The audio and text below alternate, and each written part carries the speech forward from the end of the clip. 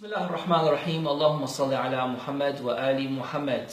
Some brothers and sisters have requested from me that I prepare a wudu tutorial. Wudu is very important for us as Muslims because we do it on a daily basis in preparation for salah and to stay in the state of ritual purity. And this is why we need to make sure that the wudu that we are performing is valid and correct. There are some common mistakes that some of us might make that we are not aware of, and I'm going to point to them through this tutorial. I have with me my son Ibrahim, and he's going to demonstrate how wudu is done. Before I do start wudu, I need to make sure that there are 4 things that I am aware of. Number 1, with my wudu parts, my face, my arms, my head and my feet, I need to make sure that there is no najasa or impurities on it. Number 2, I need to make sure that I don't have anything that is preventing water from getting to my skin, like for example glue or paint or a tight wristband, a watch, tight watch, a tight ring or anything along those lines, nail polish, etc., etc. Number 3, I need to make sure that the water that I'm using is halal and free of any dubious ownership. It's not usurped water, it's not stolen water and anything along those lines. And number 4, I need to make sure that my head and my feet are dry. I'm going to explain that during the tutorial as well. The sunnah of Rasulullah sallallahu alaihi wasallam is to do wudu the amount of a cup and to do ghusl the amount of a jug. And this is why we're going to demonstrate how easy it is to do wudu with as much water as you can see here in front of you. We need to make sure that we avoid wasting of water and always respect the environment. There are some mustahab things that you can do before wudu. Of course, we know that you've done your niyyah, and one mustahab thing is to wash your hands, another mustahab thing is to gargle water, a third mustahab thing is to sniff some water. The first wajib thing to do is to wash your face. Ibrahim is going to start washing his face. Of course, the top part is from the line of your hair above your forehead and all the way down till below your chin. And sideways, it is between your thumb, everything that fits in between your thumb and your middle finger, making sure that I am doing a little bit more to cover all parts. In wudu, it is wajib to wash your face once. The second time is mustahab. This doesn't mean that you can only splash water twice. You can splash water as many times as you want to, but it all comes down to your niyyah. So this would be Ibrahim's second wash, which is the mustahab wash. Third wash, there is no third wash, and if someone was to do so with that intention, it will invalidate your wudu. There is one thing that is commonly performed by some, and that is to wash upwards, the opposite way.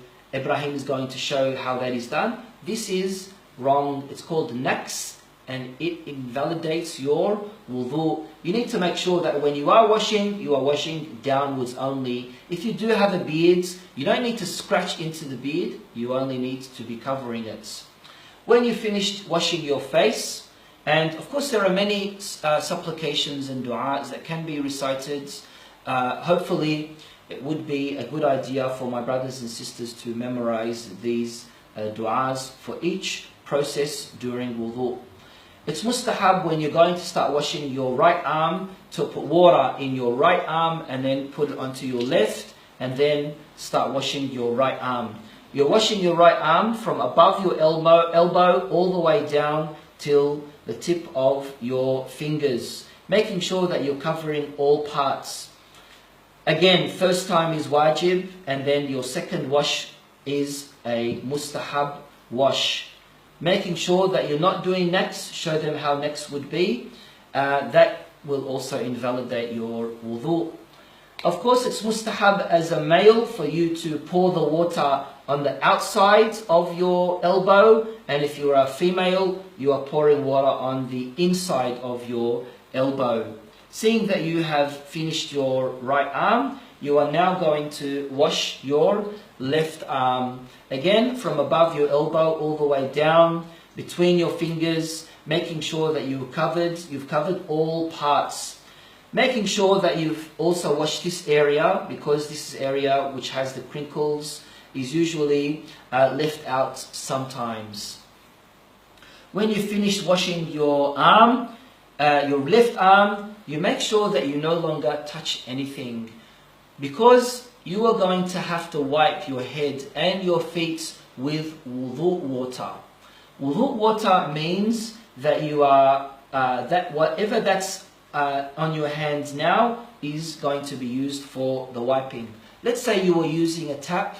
This is what you would usually do when you are turning the tap off. You have some water left over in your right hand, and you are going to finish with washing your left arm. So you would do something along these lines of turning the tap off and then finishing with you washing your left arm, maybe the second time, the mustahab time. So you've stepped away, you haven't touched any foreign water outside of your wudu water, like the sink or the tap or anything else. Then you're going to wipe your head. I did say in the beginning that your head needs to be dry, because when you are doing the masah, the wiping, your head needs to be dry. You are wiping the first third of your head. It's mustahab for you to do it with 3 fingers or more. Now it doesn't matter which way you do it, that is absolutely fine. After you've finished wiping your head, you are now ready to wipe your feet. So Ibrahim's finished wiping his head. Now we are going to show how you wipe your feet. Just in case you're outside or your hands have dried, you can use your wudu parts to obtain more water. So for example, Ibrahim's hand is now dry. He can use his beard or his arm to get some water on his hand, so he is able to wipe his foot. The last stage is the wiping of your feet. You wipe your right foot with your right hand, your left foot with your left hand. You need to make sure that when you are going to do the wiping, the top part of your foot is dry. So, for example, Ibrahim would have drops of water on the top part of his foot, and he has dried them now, and then he's going to go down and do the wiping. This is how you do your wiping of your feet, and you need to make sure that your foot is fixed. It doesn't necessarily mean that the foot is on the ground, on the floor. It can be raised, but you are wiping your foot with your hands. This is the end of the tutorial for wudu. I do hope, inshallah, that my brothers and sisters have benefited from this. If there are any questions or comments, please do not hesitate to inbox me and contact me. Walhamdulillahi Rabbil Alameen, wa salatu wa salamu ala Sayyidina Muhammad wa alihi tahirin.